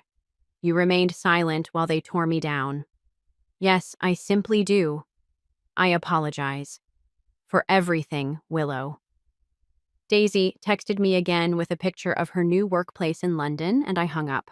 I'm glad that you finally overcame their control over you, but I miss you. I need your assistance unpacking my art tools, Uncle Reginald. An easel is being set up beside the window. Sarah used to say that you were the true talent. Juliana put a lot of effort on stifling it because of this. Jordan had to be the one who was unique, because even without their assistance, you were unique. Once more, my phone buzzed. A warning about the news. Jordan's bank was pursuing charges related to fraudulent mortgage applications. At last, her ideal existence had fallen victim to its karmic debt. Was everything resolved by retaliation? Quietly, Uncle Reginald inquired. I put up a new canvas and said, no, but the reality did. As he was leaving, I began painting, making something fresh in a place that was really mine. No further assistance with conditions. Family loyalty tests are over. I'm done letting Jordan steal what was rightfully mine. In the backdrop, the nightly news was broadcast. Jordan's influencer career was destroyed by Mom's flawless reputation. Dad's silent obedience was revealed.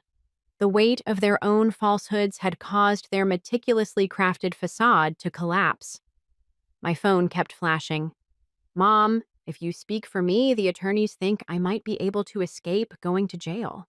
My life is over, Jordan, and you are solely to blame. Please simply talk to us, Dad. Instead, I opened my laptop and blocked their numbers.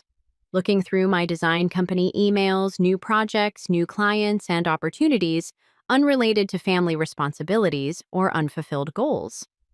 I smiled as Zara sent me one last SMS.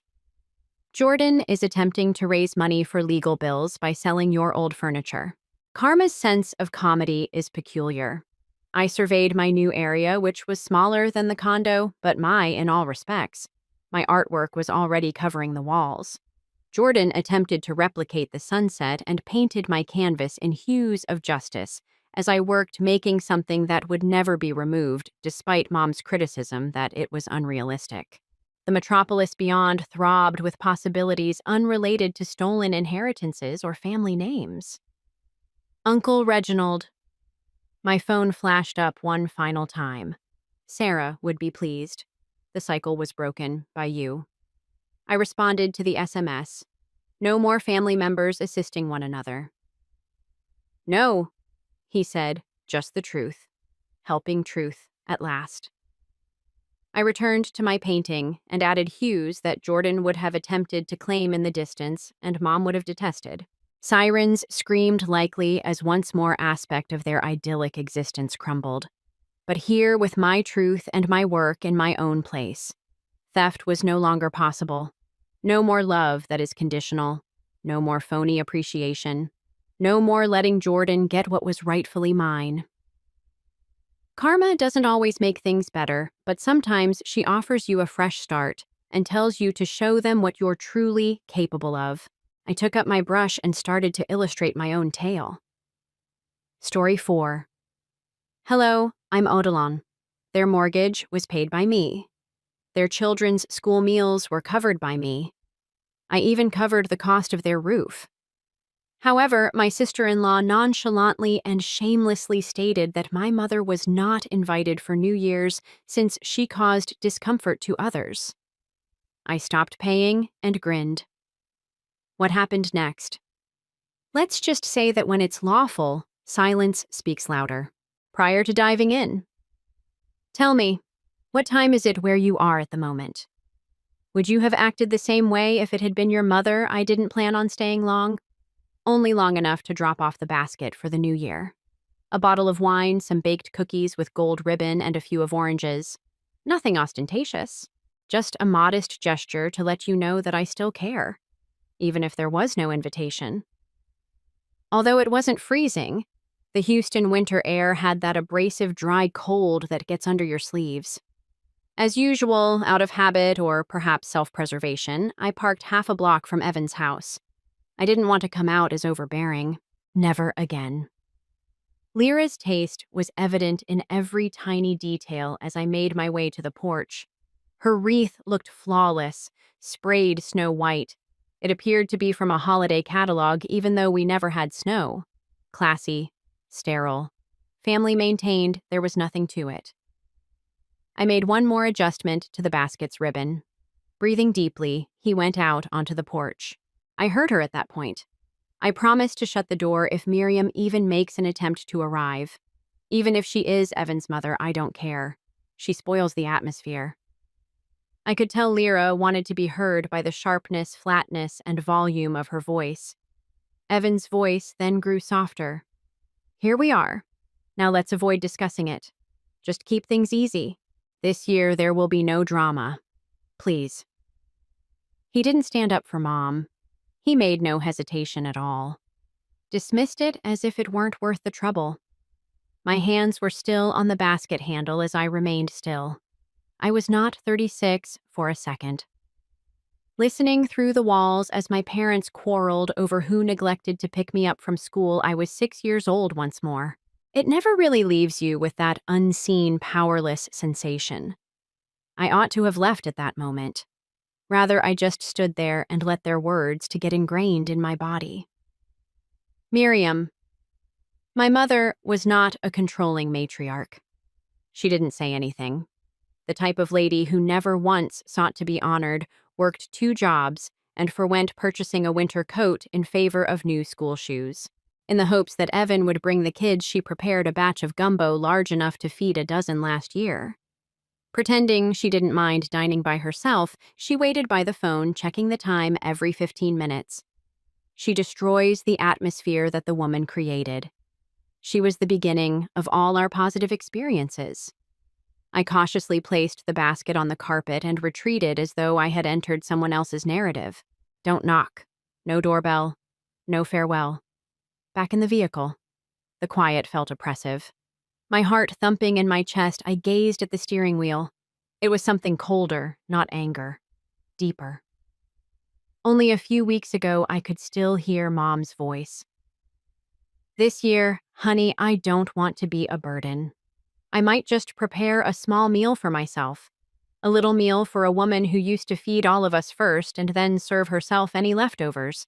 The longer I sat there, the smaller the automobile felt. With my fingers grasping the wheel as if it were the only thing holding me to the ground, I turned the key and drove home. By the time I turned into my driveway, the sun had begun to set. Even the most depressing things appear benign in the golden hour. I left the kitchen light off. I placed my purse on the counter and let the darkness envelop me like a blanket. I opened the cabinet, poured myself half a glass of Pinot Noir, plugged in my phone, and made my way to my desk. The corner of the room was illuminated by the blinking laptop screen. Family mortgage support from Bank of East Houston. I logged into my account. Evan's loan. Automatic payments for 5 years. Keep quiet. Reliable. Without question. They could get the house with my help. I kept it from Mom. She shouldn't have felt bad. I kept my eyes on his name. I paid silently for all those years. Not to express gratitude. Not for fame. Because when you think your family does the same for you, that's what you do for them. However, they refused. Not for me. Not for her. I selected delete. There was a prompt. Do you really wish to delete this account? It is impossible to reverse this action. I didn't hesitate. Indeed, the screen was updated. He had lost his name. As simple as that. No drama, no warning. One last silent gesture of loyalty. Redirected. And I turned into the evil they made me in that one frigid click. I didn't get any sleep. I simply laid there and gazed up at the ceiling. Lazy rings of fans, each one as meaningless as the Evan promises I once trusted. I got out of bed at around 6 in the morning and went into the kitchen barefoot, being cautious not to wake Mom. The scent of old lemon cleanser and laundry softener filled the air. Calm reminders of a lady who relied on rituals to keep her world together. Mom was singing and cooking a pot of black-eyed peas as if it were just another typical New Year's morning by the time the sun had completely risen. She was wearing her worn peach house dress, the one with the bleach stain near the hem and the small ripped pocket. As usual, her silver hair was pinned up with not a single strand missing. She grinned, "Oh, Dylan, baby. Taste it for yourself. This time I use smoked turkey for the ham." I leaned against the counter and attempted a grin. "It looks fantastic, Mom." She cleaned her hands before saying it in such a nonchalant way that it didn't hurt me. For himself, Evans did really well. A mother would be proud of that house, the pool, and the manner he's entertaining today. I gulped, nodded, and blinked hard. He was constantly driven. Even when he was small, she said, stirring once more. After your father went away, you always tried to be the head of the household. He bought that house by himself, you know. That's no little matter. I remained silent. I just stood there feeling like my back was on fire. That house wasn't purchased by him alone. The check for the down payment was written by me 2 years ago. $35,000 for the money I inherited. Dad abandoned me. It was me who helped him improve his credit score over the course of 3 weekends, then signed as a co-signer on page after page while seated across from the loan officer. As Evan couldn't accomplish it by himself. However, he begged me to say nothing. If Mom believes you're involved, it will just make her more confused. Let's maintain cleanliness. Easy. And I foolishly consented. It was only paperwork, I assured myself, that who received credit was irrelevant. In their household, you had to provide a hand when you could. However, it was significant, particularly right now. My silence was bolstered by witnessing my mother's pride over something. Are you all right, sweetie? She turned to face me and asked. You've stopped talking, just pondering. I cleared my throat and spoke quietly. Has Evan ever explained to you how he was able to buy the house? She chuckled. You know your brother always claimed to be secretly saving money, wanted to wait until it was finished before speaking. My jaw tightened to the right. Accumulating funds covertly. I went to the closet in the hallway and took out an old accordion file that I had stored there since the closing day. It was filled with bank statements, contracts, emails, and receipts that demonstrated who had actually made that house possible. I placed it on the desk in my room and turned through the pages until I came across the one I could clearly recall, the last loan contract. My name and his are bolded. Equal responsibility, equal accountability. But the credit went to only one of us. The success story was the only one. Even worse, make Mom feel alienated by using that house and that illusion, his wife whispered to him. She depresses the atmosphere without saying a word. Something cold and sharp rose in my chest as I sat there and looked at my signature next to his. Clarity, yes, but resentment. The exclusion of Mom from dinner wasn't the only issue here. It has to do with a pattern. I built that house with him, and now they barred the woman who raised us both from walking through it. He didn't just erase me. He used me. Well, now I had a paper trail. And if Evan thought I'd stay quiet forever, he was about to learn something new about his little sister. The morning after New Year's felt grayer than usual. The sky outside was blank, the kind of dull that seeps into your chest and settles there. I stood in the kitchen pouring coffee that had gone lukewarm before I even took a sip. My mother sat on the sofa, quietly knitting a scarf she'd started weeks ago. Her fingers worked steadily, but her gaze stayed far away. She hadn't mentioned a thing about last night. Neither had Evan. Not a single message. Not a call. Nothing. I checked my phone again out of habit. More than hope. The screen glanced back blankly, then an Evan. My heart leaped. I tapped answer, but it ended just as fast. A missed call. No voicemail. I accessed my voicemail anyhow, anticipating an empty inbox until I spotted one new message from the previous night. They were most likely still preparing the table when the timestamp was made. I gave it a tap. All I could hear at first was rustling and static, but then Evan heard a voice I recognized. She has emotional instability. Who, after all, brings Mom along to everything as if it were 2005. This needs to be cleaned. I felt sick to my stomach. A female voice interrupted. Lyra. Most likely. We have a new year. You'd rather not sit on the couch feeling guilty. They both chuckled uncontrollably. With my phone still in my hand, I stood still in the center of the room. The coffee was entirely cold. It didn't feel like my hands. Unstable in terms of emotions. To him, I was just that. I'm just a liability because I have too many memories. I could hear my mom humming softly. There are some old tunes, perhaps one that she used to sing every January 1st while preparing black-eyed peas. We used to spend the new year sitting in that old kitchen playing charades, making messes with cornbread recipes, and dozing off on the couch while sharing a wool blanket. and suddenly I was the humiliation and the burden. The one that acts like it's 2005 and drags mom around. Slowly, as though my feet weren't sure whether to carry me or just give up and fold, I made my way back to my room. I opened my laptop while seated at my desk. The mortgage portal from the previous evening was still open in the browser. It was there. My name, my signature. I read the deed slowly, as if it were written in fire, then scrolled through it once more. It was more than a home. It was evidence. Evidence that I was important when it mattered. Evan's voice kept repeating in my mind, "This needs to be cleaned. Tidy." He desired a sanitized, guilt-free image of our family. One in which the sister who co-signed his future was irrelevant, and the mother who reared us alone was non-existent. I glanced up at my dim reflection on the dark screen. I murmured to no one that they weren't clean. "Let's tidy them up." I saved the voicemail in a folder called January before shutting down the laptop. Not retaliation.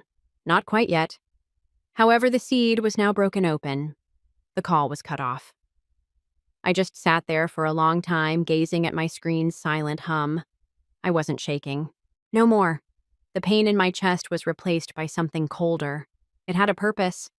That morning, I didn't even change my clothes. I brewed coffee. I entered the tiny office I had set up off the kitchen, ignoring my inbox. The identical accordion folder from tax season still contained my files, nestled behind a mom medical box. As I had done 100 times before I took it out, sat at my desk and clicked on the mortgage folder, but this time I took a closer look. Beneath the well-known auto payment setup, I saw a new document with the title, 2023 Refi Agreement, that I hadn't opened. Odd, hadn't even brought up refinancing. Not once. And I would have been aware. I ought to have known. Because if someone else's name is already on the loan, you cannot refinance a house unless they give their consent. I stopped breathing when I opened the PDF. There was my name. I hadn't signed, but I was a co-signer once more. When I got to the very end, I saw a signature that nearly exactly matched mine. However, since I was 15, I have been signing in the same manner. I seldom make this loop, but there was a hesitancy on the why. They had faked it. I just scribbled fraud on the sticky note I took from across my desk. I adhered it to the screen after that. I was jerked out of my spiral by a harsh bang. I noticed Mr. Holtz from next door with a letter in his hand as I peered through the side window. Before he could knock again, I opened the door. "Good afternoon, Blanchett. I accidentally dropped this in my box." He handed over a pale blue envelope and remarked that. I smiled wearily and added, "Thanks, Mr. Holtz." He hovered for a moment. "I hope you haven't packed up yet." "Packing?" I blinked. He seems taken aback. "Your brother informed me that you would be leaving before the new year. I've been telling people for some time. They stopped sending you mail directly because of this. I assumed that the address was being changed." I took a deep breath. He rearranged his coat. "Apologies. I did not intend to pry my nose. I thought you would like to hear what's being said." "Yes, I do. Quieter than I intended," I said. After he departed, I went back to my desk and sat down, gradually feeling as though my legs were suddenly heavier than before. Only a few minutes prior. I took another look at the envelope. The HOA was the return address. Included a notification to Evan and Lyra regarding impending tests. Nor to me, nor to our present occupant. The worst aspect was that they were methodically and silently phasing me out. I hadn't even witnessed it. Last November, I was reminded of a family supper. I was asked to assist Evan in signing the list of holiday cards. A stack of shiny envelopes. I had penned a few without noticing and chuckled. "Odie, hurry up. Only a handful of signatures. It will have great significance." As he pushed the papers in my direction, he remarked. My chest constricted. Cards hadn't been involved. This was the case. I took out a manila folder from my drawer and slipped the refinancing PDF into it. I used block letters to write over the top. January 2nd. Fraudulent records. My hands had stopped shaking. At any rate, not out of fear. Naming what has been done to you has a peculiar power. The truth flickers to life outside when the gaslight goes out. My kitchen floor was covered in shadows as the day's rain clouds grew darker. After making 2 mugs of tea, one for Mom and one for myself, I entered the living room. She had a pink knitting project underway. Her eyes were distant but gentle. Beside her hand, I placed the mug. "You have nothing left to pay them," I said quietly. She gave me a perplexed look. "What are you saying?" This time I grinned softly. "Mama, just sip your tea. It's all right." I took a seat with my phone back in my office. I didn't hesitate for the first time. "Hello." When the call connected, I answered yes. "I want to report fraud involving mortgages. Odilon is my name. Blanche, the quiet that declares war." That night I didn't get any sleep. At least, not very deeply. While my mother walked around the kitchen in her peaceful pattern, I watched the shadows travel across the ceiling until the gray of morning began to creep in. I sat there without drinking any coffee, just browsing through my phone. I saw it at that moment. Ramise's happy, self-satisfied face filled the screen, her makeup indicating that she was prepared to become viral. A well-known audio sample about drama queens was used to piece the video together. However, I felt sick to my stomach after reading the caption underneath. "Freeloaders in the family usually act like saints." Then my voice taken from a private chat we'd had weeks before arrived. I had been discussing sacrifice and how I couldn't bear to watch my mother lose the house, so I paid the mortgage when my father died away. It was now turned into a joke. Her supporters chuckled. They laughed and wept while releasing emojis. For dramatic effect, a broken heart is split on the small clown's face. That was cruelty presented beautifully for clicks, not simply substance. I didn't throw my phone or shout. I carefully got to my feet, went to the hallway, and closed the door to my bedroom. I accessed my banking app while seated at my desk. I got a blink from the numbers. Transfers are well scheduled and predictable. However, I canceled each regular payment one at a time, including the electricity, food, and mortgage that I had been covertly paying for the previous 2 years. I believed that I was keeping the family together not because I had to. Click, canceled. Click, lost. Click, not anymore. I would show them how much they depended on me if they chose to behave like I was dead weight. During the morning, I sent Romy Coffee a text. 11:30, the location close to Heights. Within minutes, she said, "Just us." In any case, I've been meaning to speak. The video was not mentioned by me. I wanted to give her a direct look. I asked her who she truly believed me to be. The cafe was full and bright, but as Romy came, the clamor faded to a soft murmur. She gave me a hug as if nothing had happened, as if she hadn't just scolded me online. She had a strong perfume. She practiced her grin. "You good girl." As she sank into the chair across from me, she remarked, "All night long that video was popular. Crazy, huh?" I took a while to reply. I let her fill the void as I stirred my drink. She went on, flicking her hair back. "You know how it is. It's only content. Now everyone is engaged in family activities. Relatable, sloppy, but it's all love." I took out my phone from within my purse. It was unlocked. Moved it over the tabletop display. Confronting it was the refinance paperwork that was scanned. What's my name?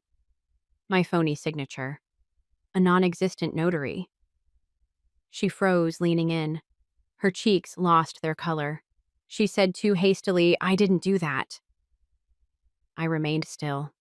"It makes no difference. Now you are a part of it."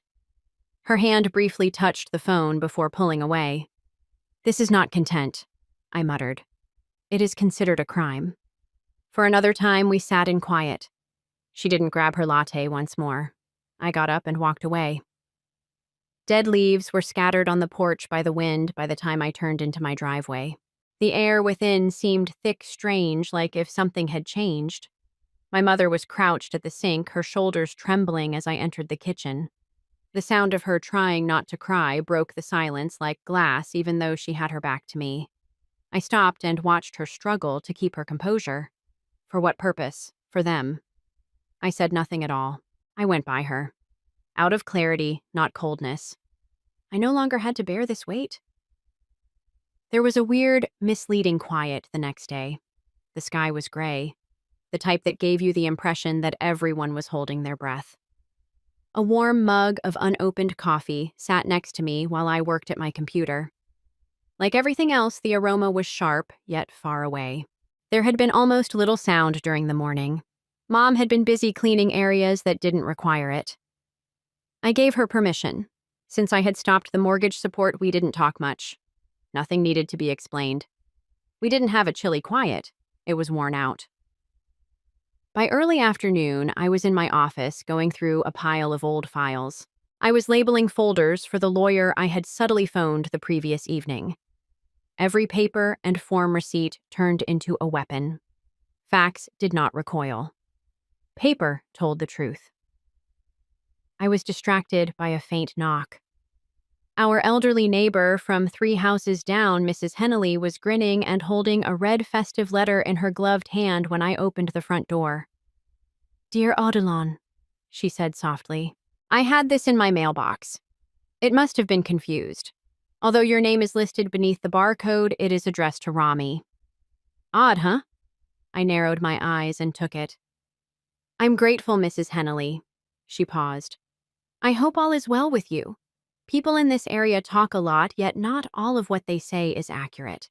Even when I shut the door, something remained in the air." I pulled the envelope open back at my desk. A printed letter from the HOA expressing gratitude to Romy Blanco was enclosed.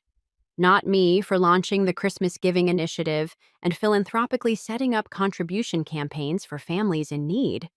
Things I had done on my own, year after year. Noting that it was a relief to transfer the torch, the concluding paragraph mentioned several untrustworthy family members who chose not to take part this year. Something snapped below my ribs, yet my chest remained still. They removed me from my own tale after stealing even my reputation. I refrained from crying. I tore up the letter. I then returned to the archives and retrieved previous documents in order to create a chronology of all the financial transactions associated with the residence. I saw it at that moment. I received a credit alert 4 months ago from an unknown lender. I stopped breathing. I used the login credentials I still had from the cosign to navigate the bank's online site. And there it was. Using my social security number and a signature that almost matched mine, a second mortgage established in my name.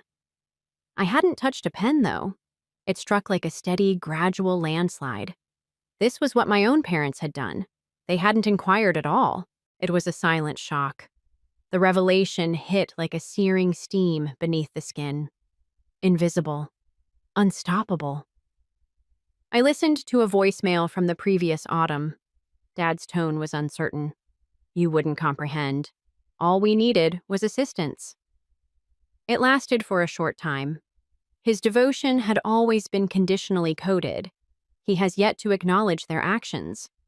I gazed at the display. Assist, I offered assistance. They assumed responsibility. My identity was removed from the stories they distributed, and I was then redrawn as the issue. I no longer felt angry. Instead, I became more composed. Clarity. I took out a folder titled Original Mortgage 2019 after unlocking the drawer next to my desk. Every page is legitimate, notarized, and sharp. My terms, my name, and my consent. I then took the newly created document out of the printer tray. The one whose signature was fake. My name was crookedly copied. False. After setting the two on the desk next to each other, I started printing copies and naming a fresh folder. Deception. October 2024. Second mortgage. My fists were now facts, and I no longer played tricks. As I made my way to the community center, I could hear the rustle of winter dry leaves beneath my sneakers and the chilly night air. In silent rows, porch lights shone. But politeness wasn't why I was here. It was precisely 7:03 p.m. when I pulled the doors open. Conversations ended abruptly. Surprised, everyone glanced up. Someone blinked as though attempting to locate me. Others froze, already knowing. The head turned abruptly. She was standing next to our mother, close to the platform, carrying a stack of HOA reports, as if she had just shared the meeting. Her voice was scratchy as she added, "You're not even on the list." Odilon, this isn't your lane. I didn't answer. I halted in front of the committee table after passing the folding seats. 3 nicely clipped folders, one for the secretary, one for the HOA president, and one for public view, were taken out of my suitcase. My name was incorrectly labeled as absent and untrustworthy in the minutes of a prior meeting, according to internal paperwork. A copy of the second mortgage was opened without my permission, along with forged acknowledgments related to the Christmas drive. I carefully set the papers down and took a step back. I made it very clear, before you asked, the HOA chair is not the signer on any of those reports that appear to be my. Squinting at the papers, Mrs. Kittrell took a hesitant look up. "Is this authentic?" I responded. "That date's IP logs and property data could be checked on every page." "Yes, this is being filed with the state attorney's office, in case you were wondering." Through the parched grass, whispers whirled like the wind. There was a cough in the rear. With wide eyes, the woman next my father leaned slightly away. Romy tried to chuckle, but her voice was not clear. "All right, whoa. A few holiday reports are the subject of a great deal of drama. Perhaps you ought to inhale." I remained in my spot. "In order to pose for the HOA newsletter, you took my name, my job, and my credit, then erased me from the photo. You want to call this a drama now?" She grumbled and rolled her eyes. "Come on, it was happy enough. People frequently post these kinds of things." From the back row came a quiet voice. "She is being honest." Everyone pivoted. Carlisle, in his mid-70s, retired. For as long as I could remember, Navy lived at the end of the street, was holding his cane with both hands. "I've been here for 24 years, he added. "I've seen her mow the front yard as you guys refused to do anything. While her own parents were dry, I witnessed her delivering meals in the rain. You remembered her. She was eliminated by you." There was a reverberation of whispers. There was another voice. "She coordinated the appeal for school supplies. 3 years in a row." She was seen by all of us at the drop-offs. Leaning forward was a woman wearing a crimson scarf.